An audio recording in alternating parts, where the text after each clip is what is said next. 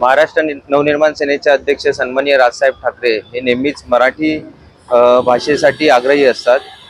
आज मला वाटतं राज्य सरकारने जो 1 मे पासून नियम लागू केला आहे मराठी भाषा सक्तीचा, तर मला असं वाटतं त्याचं पालन आपण केलंच पाहिजे। ज्या राज्यात आपण राहतो तिथली मातृभाषा आपण शिकलीच पाहिजे। परप्रांतीयांनी 4 मेला आंदोलनाचा इशारा दिलाय, तर मला असं नक्कीच वाटतं की राज्य सरकारने त्यांच्यावर कारवाई केली पाहिजे। आज महाराष्ट्राने नेहमीच परप्रांतीय लोकांना एक बोलतात ना की आपण नेहमी एक आईप्रमाणे सर्वांना सामावून घेतलं आहे की रोजगारानिमित्त आज बाहेरची लोक येऊन इथे रोजगार करतायत, आपण कधी त्यांना विरोध नाही केला। बट जर ते आपल्या मातीचा सन्मान राखणार नसतील तर नक्कीच आपण त्यांच्या विरुद्ध ठामपणे उभे राहू, एवढंच मी ते सांगतो। आणि 4 तारखेला जे त्यांचं आंदोलन आहे, तर मला असं वाटतं कुठेतरी आपण एकजुटीने त्यांच्या विरुद्ध उभे राहिलो पाहिजे। हा आंदोलन यशस्वी होणार नाही हे तर नक्कीच आहे, आणि महाराष्ट्र नवनिर्माण सेना नक्कीच मराठी माणसासाठी नेहमीच झगडत राहील आणि त्यांच्या पाठीशी उभी राहील। या मोहिमेची पार्श्वभूमी जर आपण बघितली तर मला असं वाटतं सन्माननीय राजसाहेब ठाकरे हे मराठी भाषेसाठी गेली अनेक वर्षापासून नेहमी आग्रही असतात। मराठी भाषेला अभिजात भाषेचा दर्जा मिळावा यासाठी त्यांनी अनेक वेळा आपल्या भाषणांमधून मला असं वाटतं सांगण्याचा प्रयत्न बराच वेळा केलेला आहे। मराठी भाषेला अभिजात भाषेचा दर्जा मिळाल्यानंतरही महाराष्ट्राच्या मातीमध्ये मराठी भाषेला तो सन्मान मिळतोय का? जर आपला मराठी माणूस आपल्या मराठीच्या सन्मानासाठी जर रस्त्यावर उतरण्याचा प्रयत्न करतो तर त्यांच्यावर मला असं वाटतं केसेस आणि कारवाया केल्या जातात।